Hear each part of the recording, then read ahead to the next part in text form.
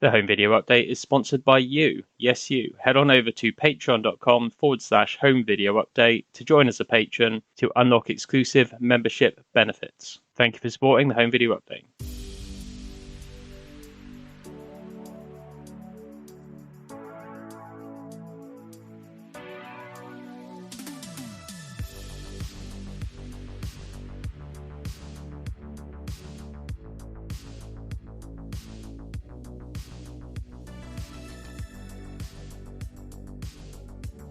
Hello, guys, and welcome to episode 1, the official episode 1 of the home video update. It is just after 9 a.m. on Sunday, the 14th of August 2022.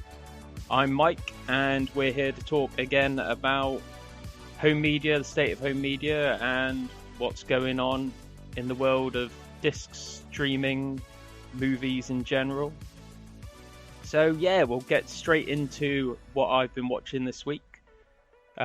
Last week in the first episode, if you've listened to the first episode, and I thank you if you have, for the very few people that have so far, I was going off to see Bullet Train. Apparently, I can't tell the time and ended up an hour late in seeing it. So I walked into the cinema and thought, yeah, it's a bit dark, and what's Brad Pitt doing? Yeah, I missed it. So I actually saw it on Tuesday this week. And a lot of people have been down on Bullet Train because it's obviously been whitewashed from the original source material. It's a bit hollow, cheesy. People calling it Guy Ritchie light, Tarantino light in the dialogue. But I had great fun. Sometimes I like these films where you take your brain, shove it on the seat next to you, and just enjoy the big, pretty people doing big, stupid things and stupid dialogue and gory, stupid action scenes, and that's kind of what I got. I think it's fun. I think it was completely stolen by the twins, as they call them. Is it Brian Therese Henry and Aaron Johnson? Yeah, who were really funny actually with their core blimey Dick Van Dyke accents. As to hitmen slash like wet work operatives, they were great fun. Brad Pitt, I think, is at the time of his life where he doesn't care anymore and he just wants to do fun, stupid things. It's not as good as David Leitch's Atomic Blonde. I really, really like that movie. Um, that has a lot more style. The needle drops are still there. They made more sense in a way for Atomic Blonde because obviously it's set in the 80s and you want set as a period piece. This is set now. There's an reliance on silly sets and CGI and things like that for time and place, but for a COVID set movie, especially an action movie where people get close to each other, it's kind of fun. I looked at it as kind of like Clue, but John Wick crossed with Clue, because there's all these people in this place. Why are they there? What's the coincidence? How are they going to die? How violent is it going to be? And how stupid is it going to be? And you know what? It's pretty damn fun. I'd recommend it if you like stupid action movies. Not that I like all stupid action movies. Like say, I think I spoke last time about my love of Michael Bay. I'll defend the island to anyone, but Six Underground is garbage. I hate that movie, and I really wanted to like it. But Ambulance is absolutely fantastic. So I guess you can flip between these things. I will have to apologize now. I do have a window open next to me. I've turned my fan off, so it is 29 degrees in my office at the moment, and the cat is looking at me a little bit perplexed and melty because I think she's had enough of the heat, as I think everyone in the UK has at the moment. But I am currently sweltering for your audio enjoyment. As audio enjoyment, I did listen back a few times on a few different platforms to the cast, and obviously my mic setup and a few things aren't ideal. I'm currently between jobs at the moment, so I will upgrade equipment to a better mic eventually when I have the financial means to. Patreon.com. But yeah, if there is any Tweety birds or any loud cars or anything else, or the cat meows, I do apologise because I can't do anything about that apart from, completely melt. What else did I watch? Yesterday I went and saw. No, it's Friday. Sorry, I went and saw Nope, the Jordan Peele movie. I like Jordan Peele. I like Key and Peele. I thought they were funny. Um, Get Out was fantastic. I do think that Us was well made but very predictable. For some reason, I just didn't click with Nope like I think everyone else did. Sorry, Nope. Us. Nope. I wanted to go and see it in an IMAX because it was shot with IMAX cameras. Universal don't put out 70mm film, so it's digital only. I could have gone to Plymouth to see it. It's my nearest IMAX. It's about an hour and a half trip each way, and that would have been at 1.90 to 1 because even though they've got a 4:3 screen, they only have twin xenon projectors at the moment. Hopefully, upgrade. The nearest place would be the Primworks in Manchester to see it in 4:3, which is a good 5-hour each way trip, which I'm not going to do. I decided against going to see it in IMAX mainly because, well, not just financial reasons for the trip, but I had two things spoilt from the movie which I wish I didn't know because it was released a month ahead in the US. So everyone on Twitter was talking about these things. I'm not going to mention any of them here. I'm not going to spoil it. And it kind of wound me up that there's no reason that we should have a lesser experience. And I know it happens all the time, but the problem is when it's a movie based on mystery and based on things like that, it's kind of a killer to get things spoiled. Um, it's the type of movie where you don't know what's coming. It starts off slow but not slow, I think is the best way to say it, and then it builds up quite nicely. I think Daniel Kaluuya is amazing. Finding out that he used to be on Harry Enfield's television program as part of Parking Pataweo just blew my mind the other day for watching Hot Ones. I was like, oh god, that was him. And he is fantastic in this movie.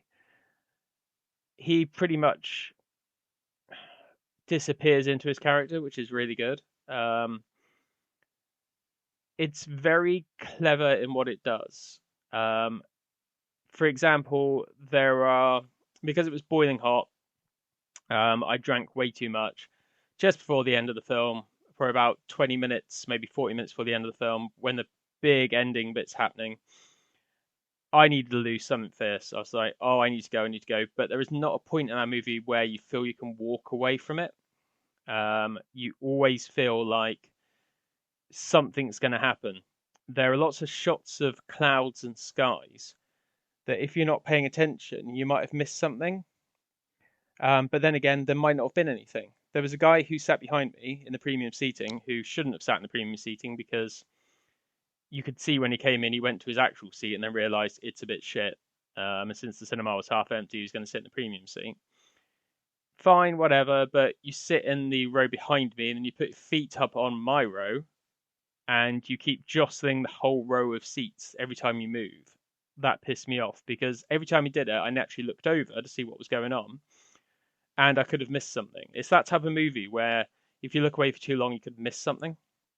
I say I'm not going to go into too much about it because I don't want to get into spoilers or anything else. Safe to say that if you like Jordan Peele's stuff, I think it is definitely worth watching because it is very clever, and it doesn't always go where you think it should go, for want of a better turn of phrase. So I really wish I'd seen it in IMAX because it's got about I think 45 minutes plus in IMAX. If you see it in a 4:3 screen, then that's pretty cool because you're going to see the IMAX camera used to its full potential. But like No Time to Die Before It, Universal do not put out what do you call it? For 17mm film versions. They only put out digital. I'm sure that'll change now they've got the Crybaby Nolan on their side. But it's just a shame when you've got a film with that much like actual IMAX film footage in it. It's a shame to lose it. I also watched yesterday because it is 4,000 degrees. I watched Do the Right Thing, Spike Lee's movie. I've had the 4K Steelbook. It went on sale somewhere. I can't remember where. I think on eBay maybe. It was like really cheap. It might have been from Zavvi actually, which is weird. So I don't really shop at Zavvi. And because it's 4,000 degrees, I thought it's the perfect thing to watch. It's so close to being a perfect disc. If I had the original stereo audio mix on it, it'd be perfect because the visuals are great, absolutely great. It's not missing the filters like previous versions. It looks and feels hot. It made me want to watch Clockers. I think I'm the only person in the world who actually likes Clockers. I've got it on Blu-ray, I think, but it's a great little movie. Um, Do the Right Thing.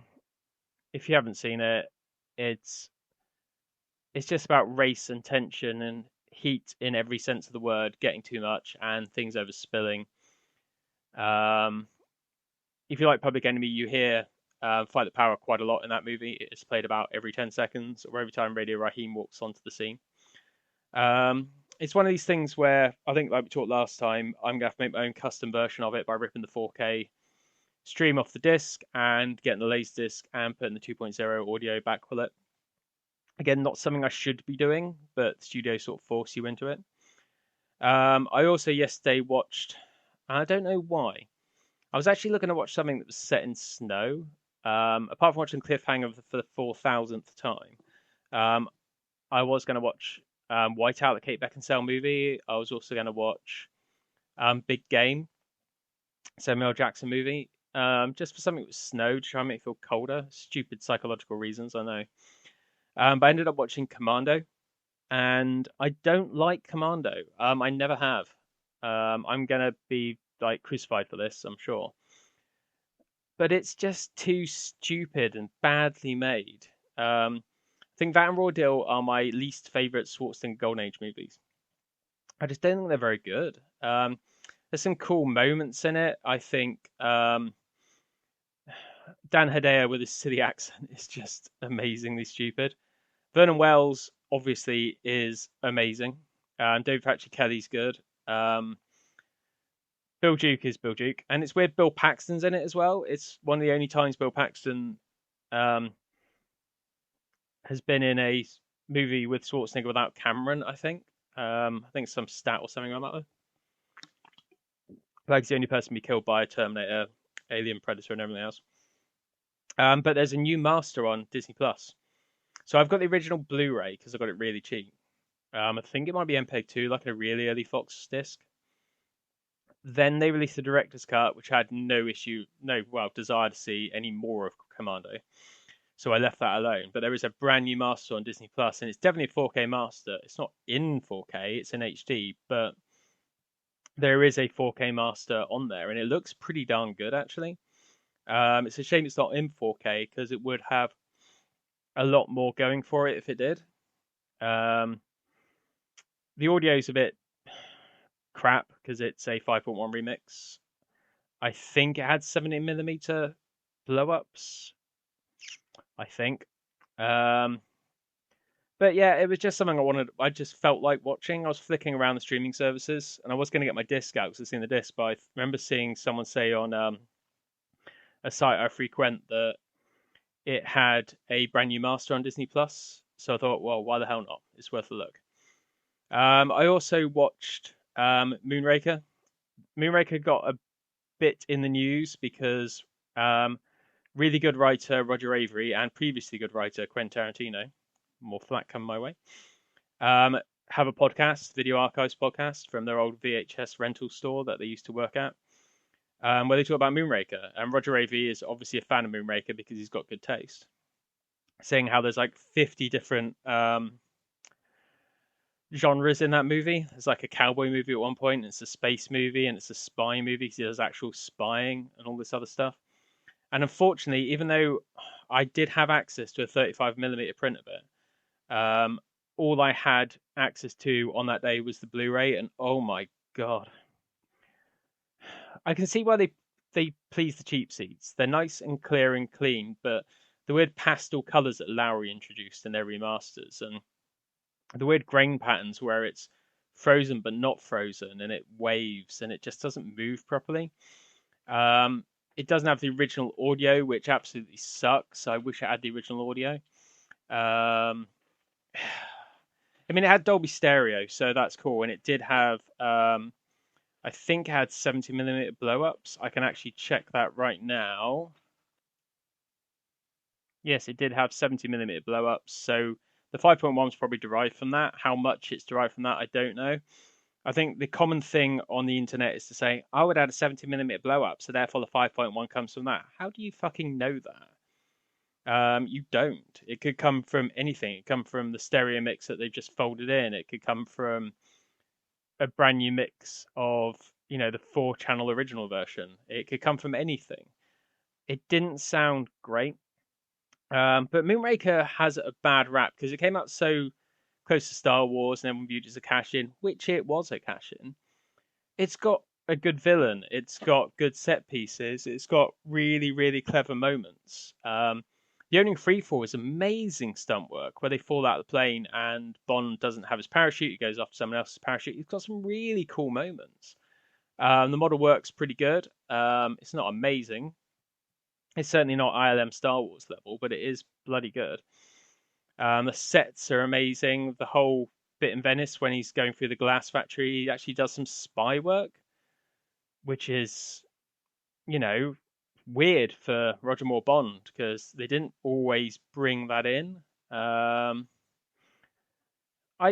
really actually quite like Moonraker. It gets a bad rap. I understand why, but it is pretty good, I think.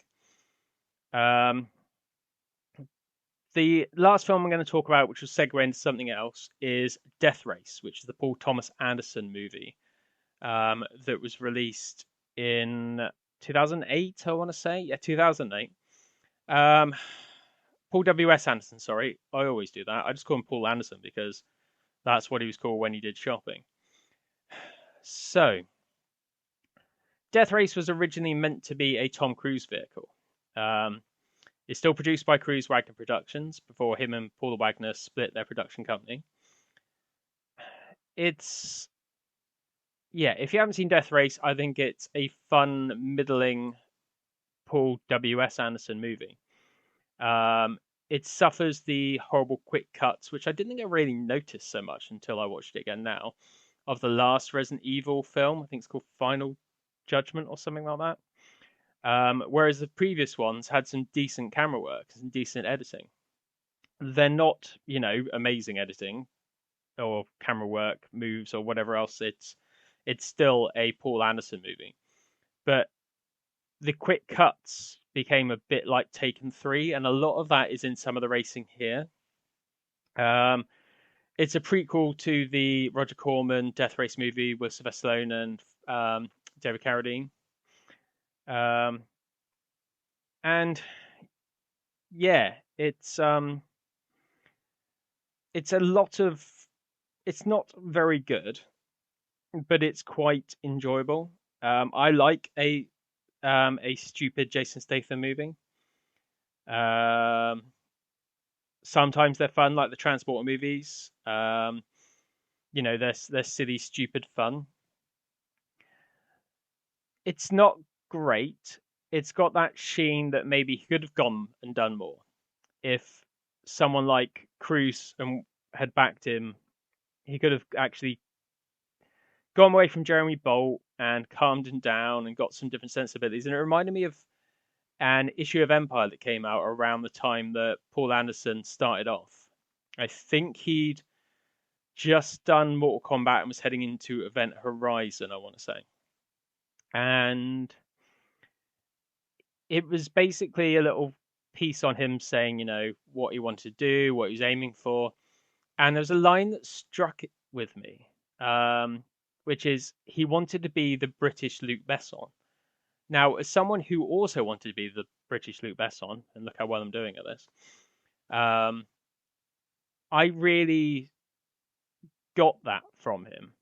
And I don't know why I'm doing a whole piece on Paul Anderson, but it made me think about the films he has done and what he was doing with that original goal. Because Shopping, his debut movie, I rate very highly. It's not great, and I can understand why people don't like it at all, but I actually think it's quite clever. It's a good calling card of a movie. It's not well reviewed. People don't love it, but if you look at the fact that Jude Law, for example, went on from the very wooden, very bad acting of that to being in like Wes Anderson movies and like The Young Pope and all these like really critically acclaimed movies to start off as Wooden alongside his soon-to-be wife Sadie Frost. It's kind of amazing how it all turned out. Um, it's a style of substance piece about car thieves and ram raiders. It is a bit silly. Sean Pertwee makes a great villain, um, and went on to be in a lot of his movies, which is good because Sean Pertwee's amazing. But just going down his, I mean, if you stick with that whole thing of I want to be the British Luc Besson, um, I think now that means the fact that they've both got married to Milla Jovovich, because looking down his filmography, which I'm going to go through now, I'm not seeing it. So from shopping to Mortal Kombat, before Sonic, still the best reviewed video game movie, and it's fun. I don't think it's great as other people thought it was. Then the worst reviewed, but much better Event Horizon. If we'd have got a chance to see the original NC-17 version, I'd be a lot happier, but it's still a great little flick. Not very Luc Besson still. Soldier, I like Soldier. It's one of the last Laserdiscs I ever bought. It's quite a late release, 1998. And I think it's genuinely unfairly maligned. I know I tend to like a lot of movies that people don't like or think are guilty pleasures or really bad or whatever else. But I think it's genuinely good. Then we have a film called The Sight, which looks like it's a TV pilot or something. I've never heard of it. Then he went to Resident Evil. Now, Resident Evil series was obviously critic proof, no matter what you could say about it. He obviously got into a sci-fi bent / video game bent, and he sat in that menu and he loved it, which is fine. Luc Besson did Fifth Element. You know, I get that, but there's none of that French, like new wave, slick sensibility in any of the films that I'm reading out here. The first Resident Evil, I'm not a big fan of. It's okay. As a massive fan of the games, it's fine. Alien vs Predator, I think is better than most people think it is. I don't think it's great in the Alien or Predator franchise, but I think it's pretty good. Then we have Death Race, as I've just said about. Resident Evil Afterlife, which is one of the better Resident Evil sequels. I think the two best ones are Extinction, which is a Russell Mulcahy movie, and the guy who directed Highlander and Razorback. That is probably the best one, which I think is the third one. Second one's by far the worst. Afterlife is probably the second best, also known as Afterlife 3D. Three Musketeers, I've seen once. I've got a sealed copy of it on Blu-ray. I'll crack it open again one day and watch it. Again, we're not seeing this Luc Besson touch, are we? This French sort of slick sensibility. Resident Evil Retribution, it's okay. It's not great. Pompeii, I've never seen it. No desire. Resident Evil: The Final Chapter, that's what it's called. Not very good. Horrible, horrible editing. A stunt woman nearly died. Or did die. I think someone did die on that one, wasn't it? The motorbike thing. Yeah, like a really irresponsibly made show. Monster Hunter, I thought was okay, but boring. And then he's doing the Mimic TV series based on the Guillermo del Toro Slice to Pieces movie. And then he's got a thing called In the Lost Lands. A sorceress travels to the Lost Lands in search for magical power that allows a person to transform to a werewolf. Holy shit. Based on a George R.R. Martin story, okay? With Milla Jovovich, no shit, and Dave Bautista. Okay, fine. So, I want to know who is the English, American, whoever, Luc Besson. Because when Luc Besson came on the scene and did, like, Atlantis or La Femme Nikita, even going up to Leon and things like that, it's no one did stuff like Luc Besson. Like Subway. You look at Subway and you can see that Paul Anderson watched Subway and then immediately made Shopping. Very neon lit, very fluorescent bulb lit, dark, grimy, a little bit off kilter, a little bit weird, a little bit strange. That's all that's there. There's nothing else there. Now, I wouldn't say I'm a fan of him like I'm saying I am a Michael Bay fan. I think Michael Bay is an amazing director. Like Anthony Hopkins said, he's like an auteur director. He literally does things with a camera and knows things about cameras that no one else he's ever worked with does. I believe that. I think he's fantastic.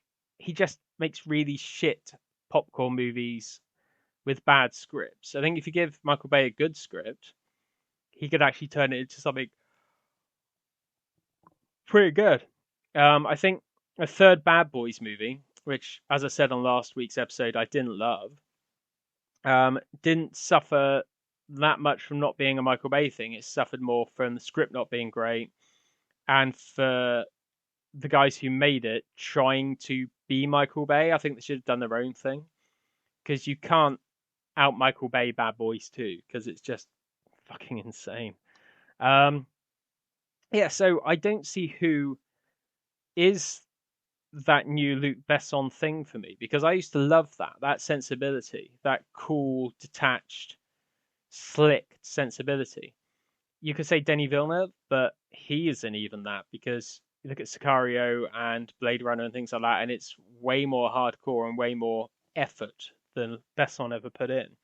Besson seemed effortless, effortless. That's the word. And that never really came through with anyone else. So I don't know if there is a person that came through and did that, which is a weird long discussion that I've now just had by watching a really shit Jason Statham movie. But yeah, for some reason it sparked that memory in me of, oh, I'm going to be the British Luc Besson. I'm going to be the cool and slick director, and I'm going to make these movies. He didn't actually make those movies. He didn't seem to almost care about making those movies. He just wanted to like do his own thing almost, which is fine. You can do your own thing, which is sometimes what you should do. It's just really weird that he ended up doing what he did. His career went in the way that it went, which is a really weird career to have when your original idea was to be this cool French, you know, sensibility. Yeah, it's just I don't know why it came to me. I don't know why it's this weird little thing, but yeah. So going on to the news in the world of home video, we've got some interesting bits and bobs and new announcements, and we've got some weird strangeness going on. So getting into news, we have Highlander. There is a steelbook that appeared. I talked about this last week. We don't know where the steelbook's coming from. We assume it was from Eagle in Italy, which is fine. I've got it pre-ordered already, just in case. But for Fidelity in Motion retweeted a picture of it. Fidelity in Motion have never worked with Eagle. Eagle do their own encodes, which are normally very good. They're not Fidelity in Motion level, even though they've had their ups and downs. Fidelity in Motion are still probably the best authoring company in the business. They are fantastic at what they do, like literally fantastic. For someone who can see macro blocking a mile off, they are really good. They can squeeze any resolution into any size because they know where to put the bits. That's the whole point. It's not about peak bit rates or sustained bit rates. It's about putting it where it's needed to go. And they are the best at it. So it's really strange that they retweeted this because it must mean that they're working with Studio Canal on their version.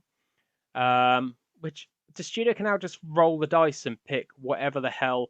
Oh, we'll do that title with Fidelity in Motion, but we'll do this one in house, like Total Recall, and destroy it. So everyone has to import the Eagle version. It's really strange, but does this mean that they are working on a version? Does that mean there's a steelbook everywhere? Does that mean the steelbook is only with Eagle? I mean, I'm going to keep the pre-order in anyway, just because it seems to have disappeared. And I want to find out what's going on with it. But if it comes down to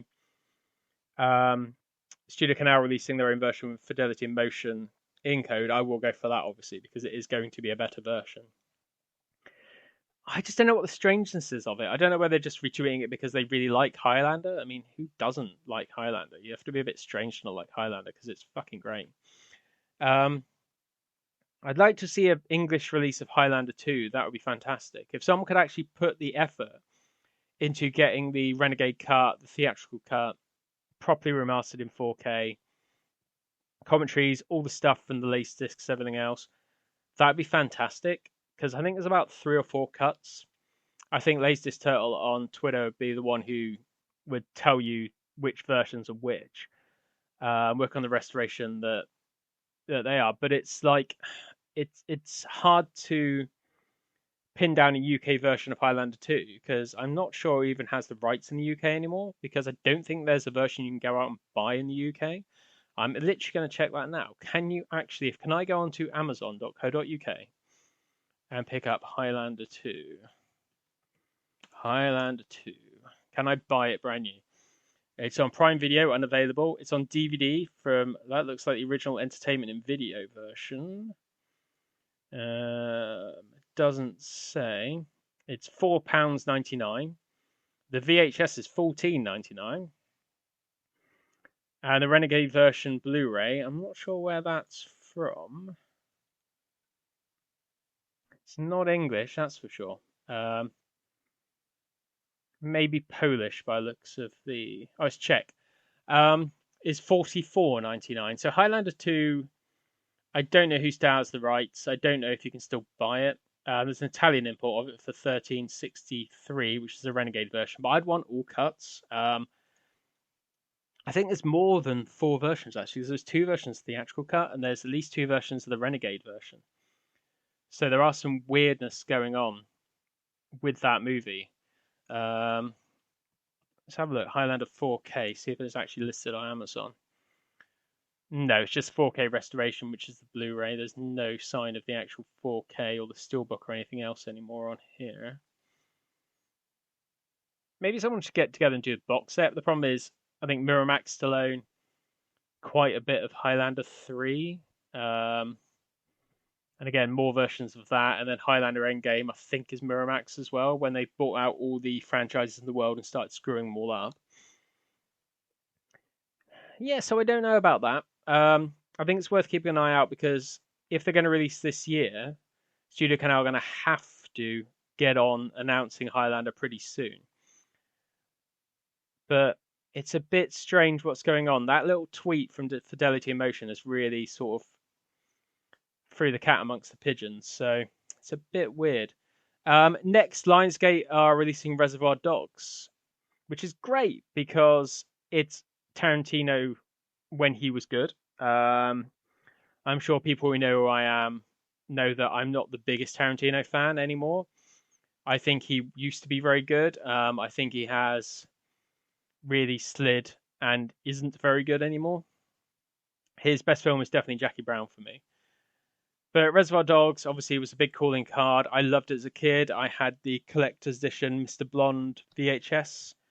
I've still got a collector's edition VHS of it. I had the widescreen. I had the DVD. My brother's got more versions of it because he is a mega fan of Reservoir Dogs. It's like one of his favorite movies. I've got the petrol can Blu-ray version with its washed out grey blacks. That's something I need to get back into on Nope, actually. I'm going to digress completely. Nope was shown in my local cinema. It was shown window box, not filling the 2.35:1 screen, and it was the greyest blacks I've ever seen on anything ever. The last time I saw something in that screen was Pet Sematary remake, and it was exactly the same. And that was a good, 2 years ago? So I'm guessing they still haven't fixed that screen, even though they've refitted all the seats. What the hell is up with that? Back to Reservoir Dogs. Yeah, there are issues with the soundtrack for me. Well, the sound mix in the 5.1 sound mix on the Blu-ray doesn't sound right. The color is washed out. The blacks are very grey. It doesn't look good. So since it's the 30th anniversary, they're releasing on November the 15th. There's no idea of extras or anything else. Doesn't say whether they've gone back to the original camera negative. It doesn't say if they're going to remix the sound into an Oro Atmos 3DX or anything else. If they can, great, but put the original soundtracks on there, the 5.1 original mix or the 2.0 original mix. I don't care which. Ideally, both. There's plenty of space. It's not a long movie. That could be cool. I imagine there'll be a million different special editions, a million different versions. It could have come from different people worldwide. I think the rights are somewhat locked up world over. I think Lionsgate has it most places. I'm sure there's a few places where some other companies have it. I'm not sure on Reservoir Dogs and its distribution, to be honest, especially now. But I'm looking forward to that. As long as it's a decent, like proper 4K master and it's gone back to original negative.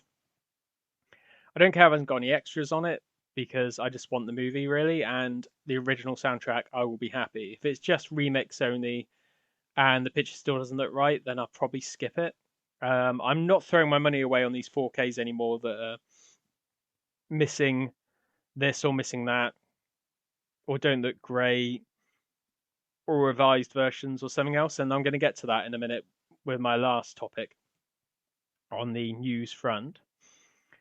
Yeah, I'm cautiously optimistic for Reservoir Dogs. I'm not thinking it's going to be perfect by any stretch of the imagination. I think there will be issues with it, mainly because there always seems to be issues, whether it's like a bad encode or whether it's, not a good master or whether it's only a DTSX remix. There's always something, it would seem, where something goes a bit wrong. What I'm a bit more hopeful for, apart from the audio, is 48 Hours, the Walter Hill movie. It's coming out December 6th from Paramount, which is good because the master is okay. It's the same as all the Paramount remasters. There's always something a little bit off with them. I don't know whether there's some weird smoothness going on, not just DNR smoothness, but like motion smoothness. There's some weird interpolation or something going on with them. It happens a little bit in the Beverly Hills Cop ones. It happens a little bit in a few other ones. Scream as well. They don't look fantastic. They're not terrible. But I'm glad I didn't buy the Blu-ray. I didn't buy the remastered Blu-ray because it's like Beverly Hills Cop. I bought the streaming versions when they were cheap, like under £5. So I thought they'd make do until the actual disc came out, and now 48 Hours is coming out with a 4K master. I'm fine with that, quite happy. Paramount are hit and miss with original audio. Sometimes they'll do original audio, sometimes it's only remixed. So fingers crossed it does have original audio. But I am cautiously optimistic for that. I like 48 Hours. I wish it was both of them. Same as when they released Scream, they only put the first one out to begin with, which is really fucking stupid. Just put them both out. I don't understand why you wouldn't. Because the problem is when you have a lesser sequel, which Another 48 Hours is viewed at by people, you're going to sell less of it. So you might as well sell it in a box set with two of them, because then people more than likely will pick them up. But then I don't understand why they just bury the sequels, because sometimes you just never get them whatsoever.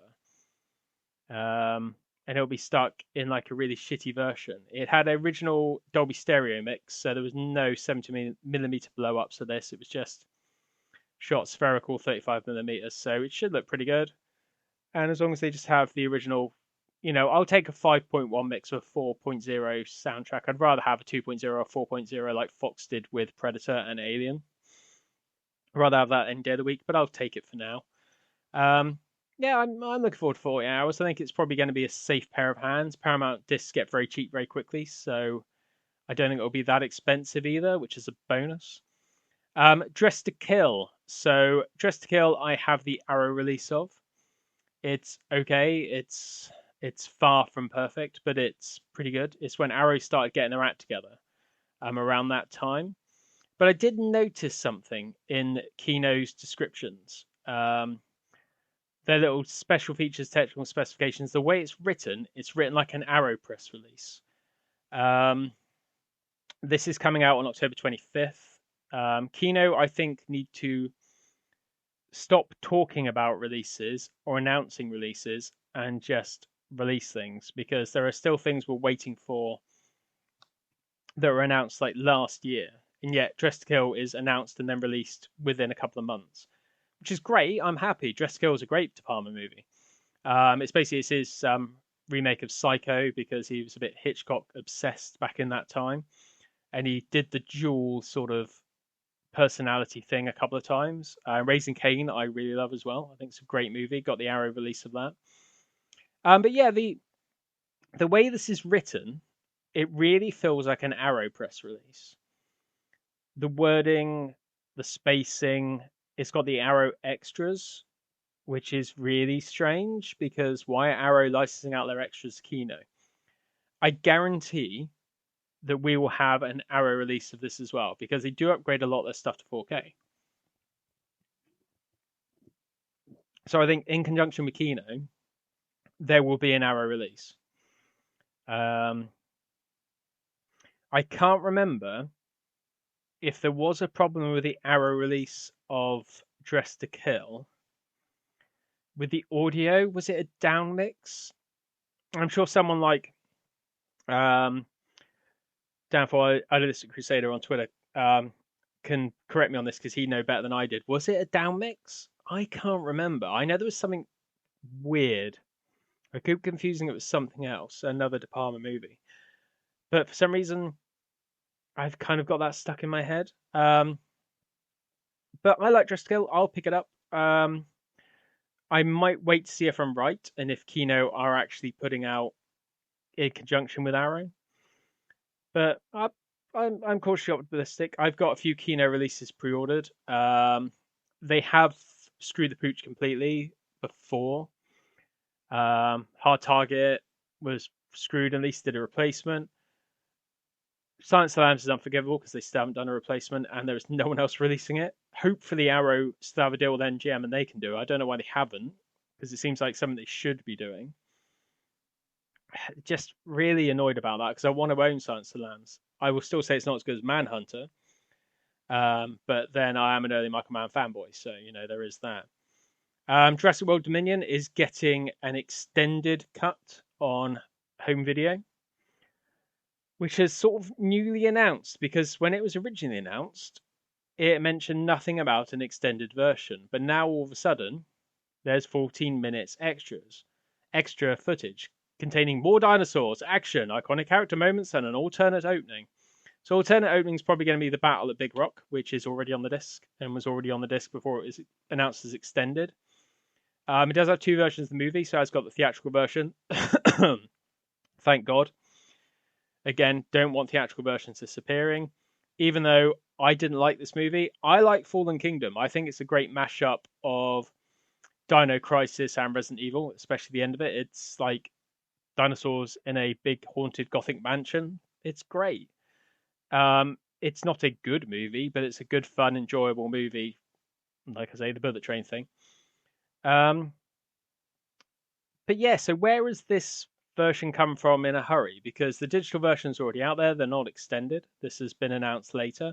I don't think this movie needs 14 more minutes. I think it needs about 30 minutes cut out of it.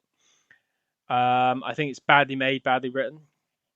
It had some moments. The sound mix was okay. It'd be nice to hear at home. Because I watched it in normal cinema, nothing special. So it'd be nice hearing DTSX in my actual setup. But yeah, there's some weirdness going on with this. I don't understand it. It was also filmed in that horrible Universum aspect ratio 2.1 to 1 or whatever it is. Don't understand it. Like, really don't understand it. He did it with the first one as well. Yeah, a bit strange. So I don't know what's going to add. I don't know if it's going to be any better, any worse, or whatever else. But it's a bit strange that it's kind of disappeared. Yeah, bit strange, that one. There's something weird going on with that release. Obviously, it made all the money in the world. It made a lot more money than Um, a lot of better films that came out around the same time, where it got away with the fact it was called Jurassic Park and people want to go see dinosaurs, especially young kids who love dinosaurs. I get that. It had a massive rip-off of Mission Impossible Ghost. Was it Ghost? No, Rogue Nation. The motorcycle chase in it was very much a rip-off of Rogue Nation and not done as well because Trevor Lowe is a worse director than Chris McQuarrie.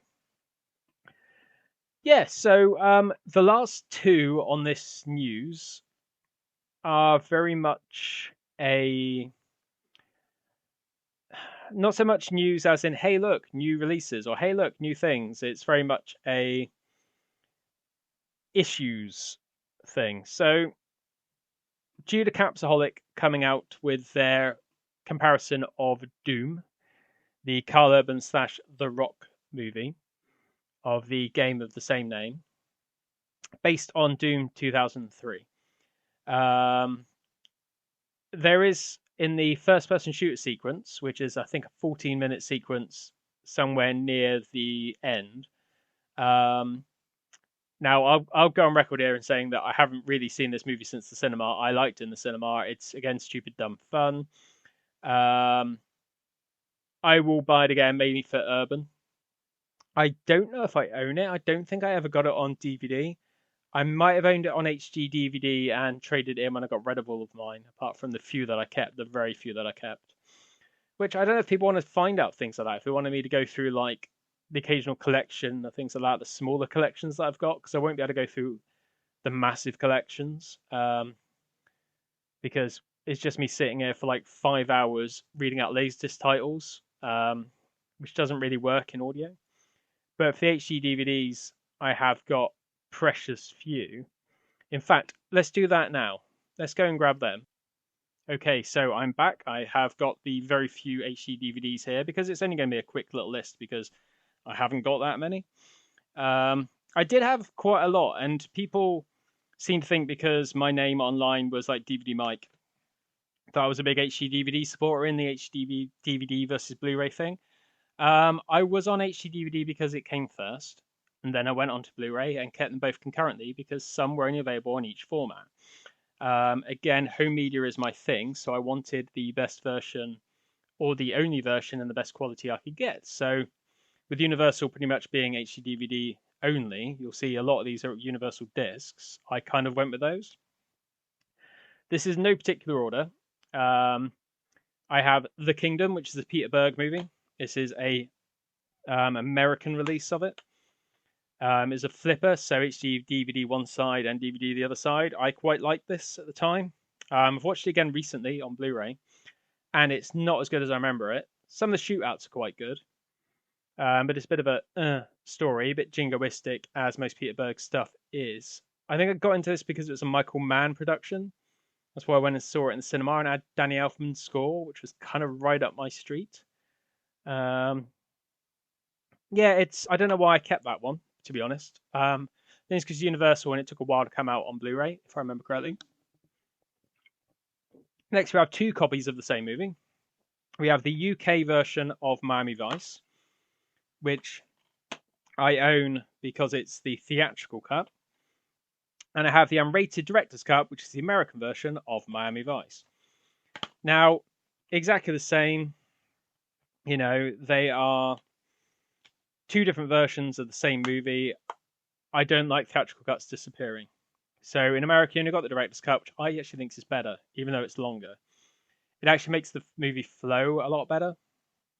The editing works better, and it makes it clip by, even though it's an extra 7 minutes longer, something like that. Great soundtrack, great gunfights. I think it's a much underrated and maligned movie, and I'd love to see a new version on 4K. I do have the Blu-rays of both versions. I got the American import of the director's cut because you can't get that in the UK at all, and the UK theatrical cut as well on Blu-ray.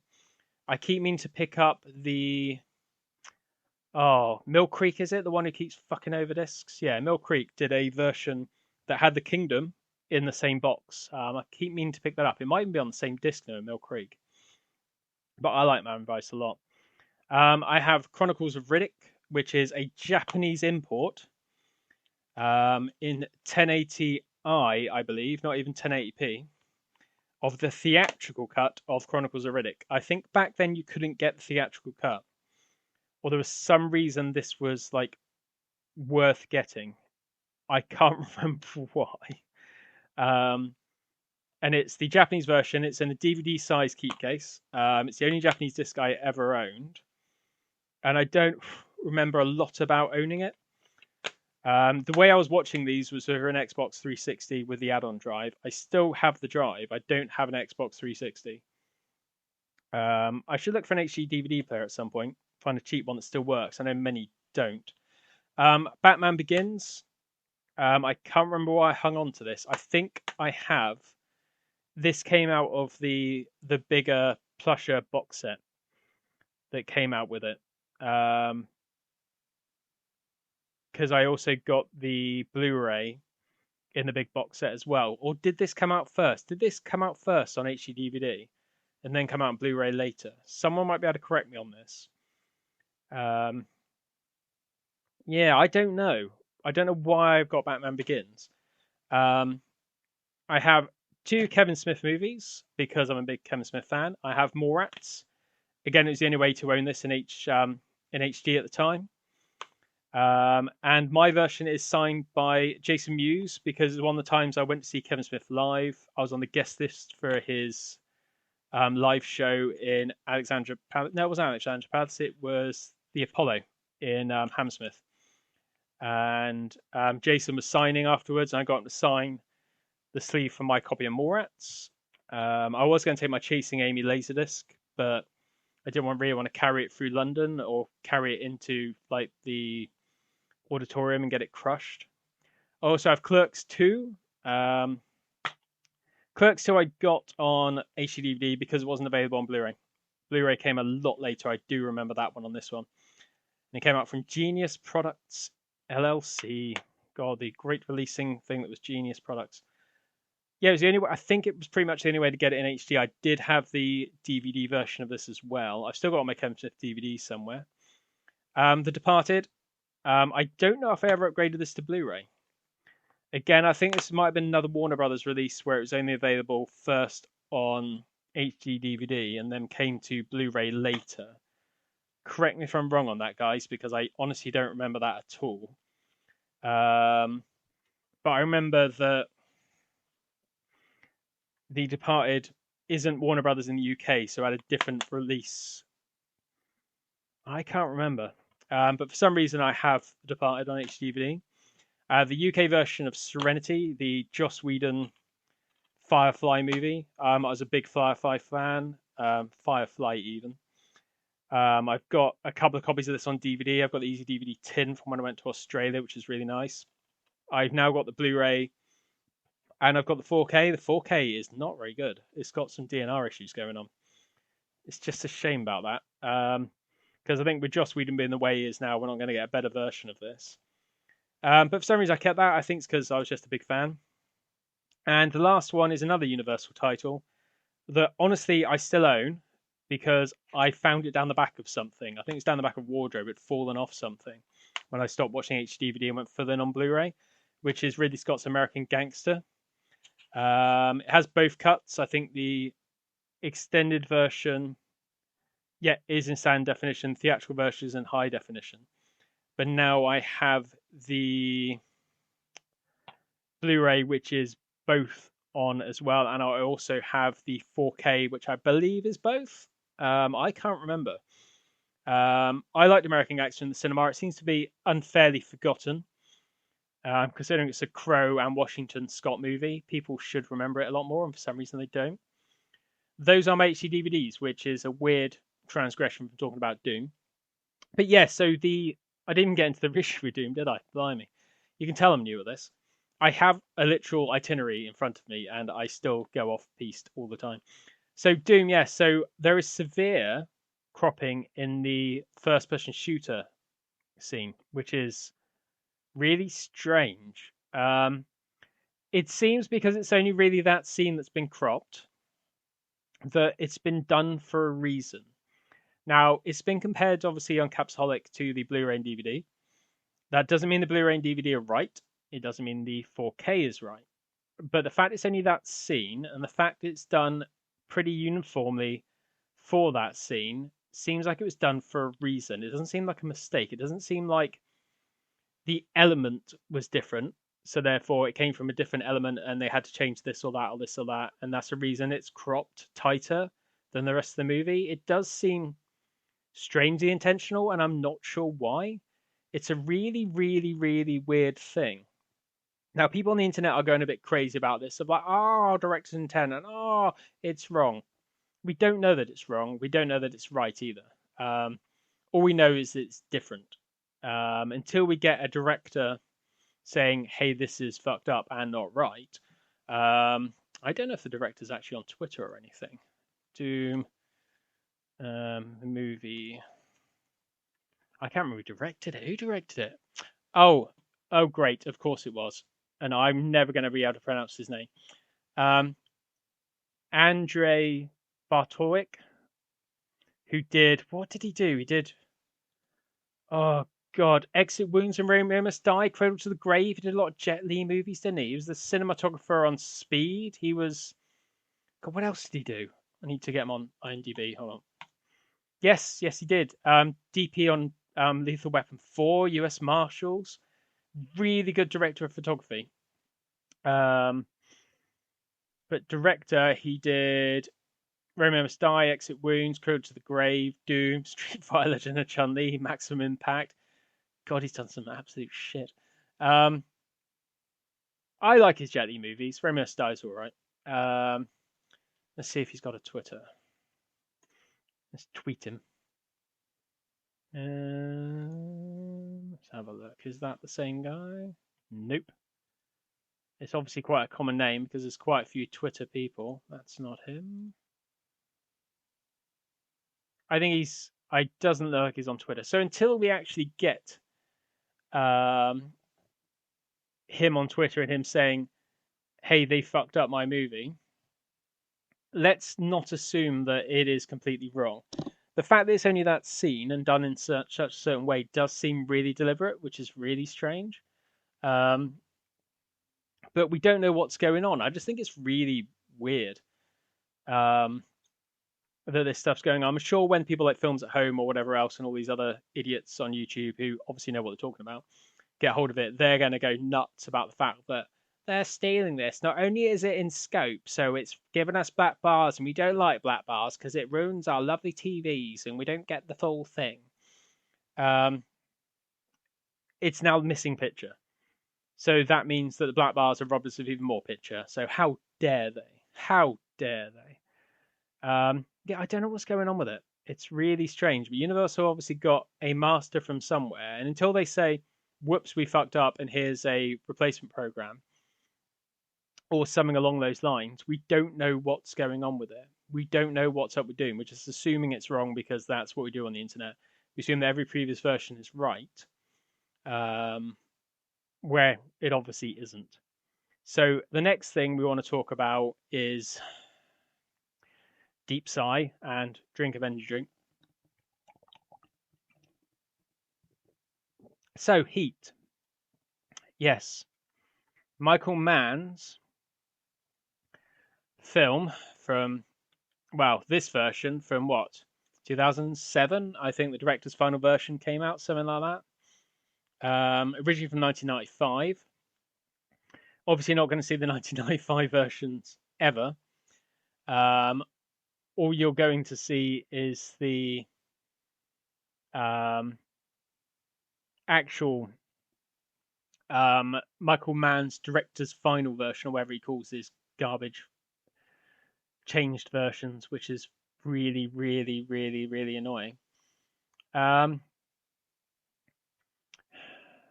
Yeah, I mean, it's been changed quite a bit. I mean, originally I think it was like the Moby song slowly faded into the credits, and then they changed that later on. I think that was the first change. Then when it came home after Laserdisc, I think Laserdisc and the VHS release had the full hit proper mix soundtrack. After that, when it came to DVD, They got worse and worse. There was an original release, and I had the imported, I think it was Korean bootleg, which had a DTS version, and it was 1.85 to 1, and it was not open matte, it was cropped. And it looked really shit, but the soundtrack, the full bitrate DTS, was insane. The original Dolby Laserdisc sounds amazing. Every version since that, they were remastered DVD onwards. They've normalized the sound and they've mixed it down. The gunshots are a lot quieter. Um, and now we have the controversy of Heat is too dark. Now, this just makes me want to like live on a rock somewhere and just not interact with the world because it's too dark. Okay, let's go over that bit. So these idiot YouTubers and a few other people are saying Heat is too dark. Now, the color timing has been completely changed from the original theatrical version. That's clear and apparent. It's not the way it was originally. It doesn't look the way it should, in my opinion, because the way it looked originally was better. Now, too dark for an LA crime thriller seems like a stupid thing to say. It's not Captain Marvel. It's not going to be, this big, bright, light movie. It's dark, gritty underworld movie. That's what it's about.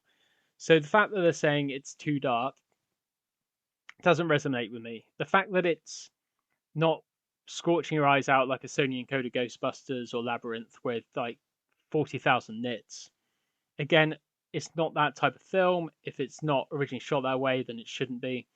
In bright sunlight, I can see it unless they decided to tone that down when they shot it and it was shot and lensed in a certain way that made it so it was meant to be muted in color.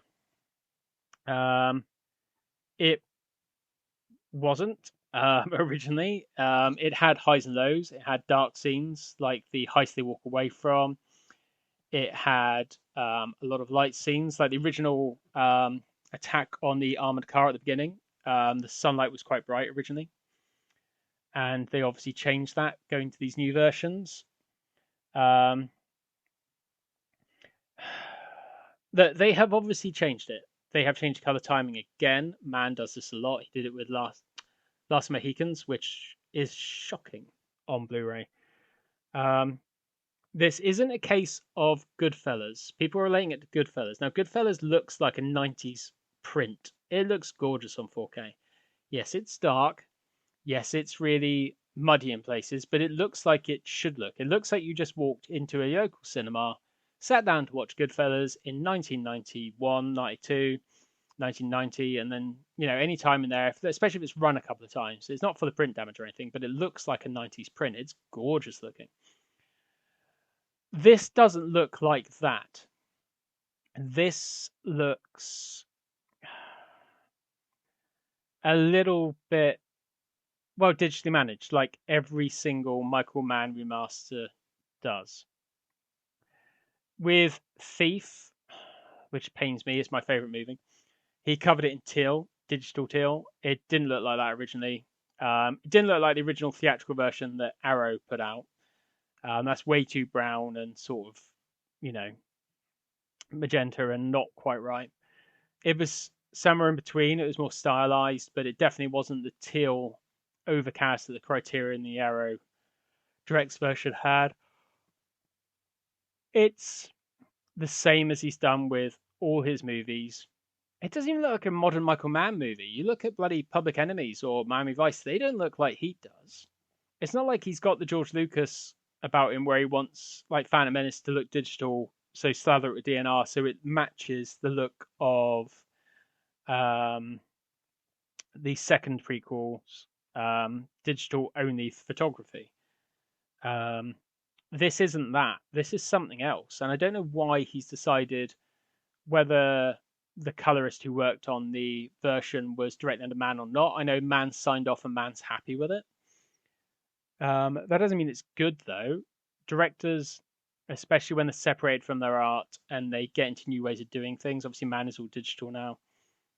He's going back to the 35mm show and he's looking at that and seeing, well, wait a minute, we can make it look like this, or we can turn the contrast down and do this and that. Same with Seven. If you watch the the beautiful making of on the Platinum, um, what were they called? Platinum series versions, Platinum editions, the New Line Platinum series version of Seven, where Fincher made them recolor Seven because originally it was done with bleach bypass, and apart from taking it from a bleach bypass print, you're not going to get the same contrast. So they went and digitally changed every scene bit by bit. They changed the skies, they changed highlights, everything about it. I will stop yawning on these podcasts, I swear. Yeah, but this isn't that. I mean, Thief was just slathered over with the teal. It wasn't. There was no thought about light source or time of day or intention. It was just teal. This is kind of like a browny beigey sort of color, and it doesn't work. The contrast is completely dialed back. Um, some details dialed back. There looks to be some black crush in places. The soundtrack is obviously the horribly compressed version, which, considering we're going to a new format, we should have the original version. That'd be amazing. If we could have the original version of it, in full lossless DTS HD or Dolby True HD or whatever format Fox want to put on there, I'm fine with. I don't really care. People will use the slam against Disney. Disney have nothing to do with it. They're doing what Michael Mann wants because Michael Mann has a history of this. He doesn't leave his movies alone. He's just as bad as someone like Lucas or Cameron in that he wants to do new versions all the time or wants to change it. Manhunter has what, 3-4 versions. Thief has three versions. Because he started playing with that in Laserdisc with the Director's Edition Laserdisc. There was theatrical version, Director's Edition Laserdisc, and now his new version. There's Last Mohicans has at least 2 versions. Man just can't leave it alone. Black Cat, I do have a 720p version of his director's cut. I kind of wish that was more available. I think Black Cat had its moments. It's not great, but for some reason he can't leave well alone. Let's go down this thing. So what has he left alone? So let's go on IMDb and let's have a look at his director's credits. So Thief, he hasn't left alone. Keep, there are 2 versions of, and we won't ever see that again, unfortunately. Well, there's ways. Manhunter again, 3 versions. Manhunter's 3 versions, I'm pretty sure. LA Takedown, he forgets existed because he just remade it as Heat. Last Mohicans has 2 versions. Heat has 3 versions now. Wait a minute. So it has theatrical version, then the change to the Moby song. So that's 2. It has the first director's version and the new director's version. So there's 4 versions of Heat. The Insider, he left alone. Ali has a director's cut. Collateral, he left alone. Miami Vice has a director's cut. Public Enemies left alone. Black Cat has a director's cut.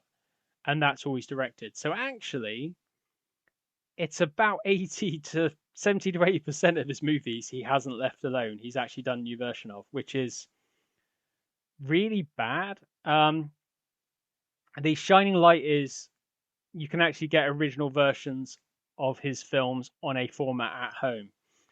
Whereas, for example, if you want to get talking about this on Twitter last night, if you want to get a George Lucas film on disc right now, if you want to walk out and grab any film that George Lucas directed on disc, DVD, Blu-ray, 4K, brand new, you're not getting the original theatrical version. You're just not. None of them exist anymore.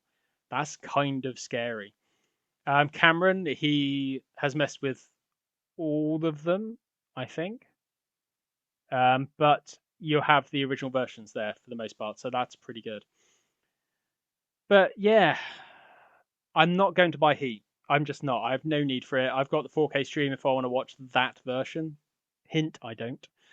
I'm sure someone on a few sites that I frequent will eventually get the 4K version, recolor it back to the way it should be.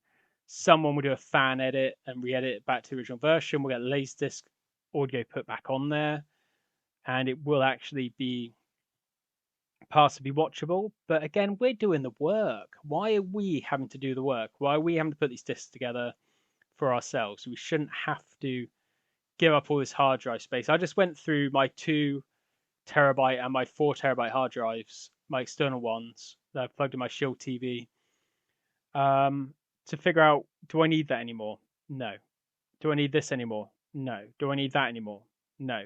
Do I need an HD TV version of X movie that I kept around? So Addams Family, do I need that version anymore? No, because the 4K is actually really good. Do I need this or that or this or that? No, because I need to make space on these drives, which are nearly full, because I need to find the original versions of these things, or make my own versions, or have someone at a certain site make a better version, because that's all I can get. It's really depressing. Um, I don't want to focus this podcast on like original versions that go missing. It is something that gets my goat quite a lot, and I really, really wish that that wasn't a thing, and we could go back to a world where, look at the Blade Runner um, release on DVD and Blu-ray, where it had every single version, like an archival versions. That's what we want. There's the thing that really bummed me out about the Indiana Jones Blu 4Ks is that they actually went back to the original Canon negative. They scanned them again. They look really good, but they changed things. 4K is potentially the last home format. Okay, it's the last format that we have in decent quality that we can preserve these versions forever, except for disc raw and whatever else. But in theory, we can preserve these movies forever. So if in 20 years' time, when I'm 62, I want to sit down and watch Raiders of the Lost Ark, I can put in a 4K disc and spin it in amazing quality. Well, I can't, because one, it hasn't got the original soundtrack, and two, they changed parts of the movie. They added CG additions. Why the fuck are they doing this? Spielberg learnt his lesson, I thought, with ET, with the walkie-talkies and all that other stuff. This is the only version we're going to put out, and then he went, oh shit, can't do that. Need to change my mind. Need to go back to the original version. Then all of a sudden, he realizes, oh no, I can't do that. Look at Jaws. When Jaws first came out, I was missing the mono soundtrack, I think, on DVD, and then they re-released it. He's now pretty much putting Atmos remixes on his discs, or someone is. I'm not saying Spielberg necessarily is, because I don't know that for sure, and I'm not as presumptuous as fucking idiots on the internet to go, well, all his movies has it, so he must make it a mandate. Fuck off. You don't know that for sure. It could just be his producer is taking money from Dolby, or his producer really likes Atmos, or they think they'll sell more if they put Atmos on it. There is no such thing as a one size fits all for these comparisons, considering Jaws has the original mono track, which it should have. So it is really shitty that, I can't put in a disc of Temple of Doom and watch the original Temple of Doom the way it originally was. I think that one got away reasonably scot-free. Some cleared up matte lines and stuff like that, which I'm 6 1/2 dozen the other on that. Really, if they're more visible because of the way it's scanned, you haven't got generation lost from the prints being made, then I kind of get it. But also, I don't get it because why? It's an interesting thing that this format that should have been about preservation isn't anymore. You've got discs that are like Speed, or like that's another really good example. Am I literally just going to be stuck with Speed in my head? Outside, let's go outside, where they're really good looking preservations of how a film looks with the original sound mix and left alone. So if I want to watch Speed 20 years from now, I'll be able to watch the original version of Speed the way I saw it in the cinema. That's fucking great. However, less and less this is becoming a thing, but it's only people like George Lucas that get the ire from fans, where they're like, oh, it's only the special editions, it's McClunky this, McClunky that. And I agree.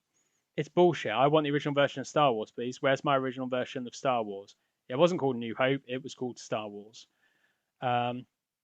Watching the ILM documentary, and he keeps calling it Star Wars. I'm like, motherfucker, you're the one that changed that to A New Hope. you want to call it that, stick with it, because I don't call it that. It's called Star Wars. It's from 1977. It's a fucking good movie. Um, yeah, I mean, I'm going to try and get off this subject for the next podcast of like lost versions or things that get taken away, but at the moment, it is becoming a thing that sticks because that's all we seem to get. Um, I do want to try and get a guest on here. I'm still finding my way with this. Doing this from scratch. I'm only usually using people like Jeff Gersman and a few other. Only Jeff Gersman comes to mind really because he does it on his own. I listen to a ton of podcasts. Like literally, I go walking a lot and I put podcasts in my ears, and that's pretty much what I do all the time. So whether it's in Talking Simpsons or Film Feast podcast or The Weekly Planet, um, they're all pretty much guested or have people with them. It's only really Film Stories with Simon Brew where he's kind of on his own, but he does have a lot of guests and famous guests on. Like Best Movies Never Made and things like that. They always have guests. So, or they're a duo. I'm doing this on my own and sort of learning from scratch. So hopefully I'll get better at it. Hopefully people will keep listening and I'll get more listeners.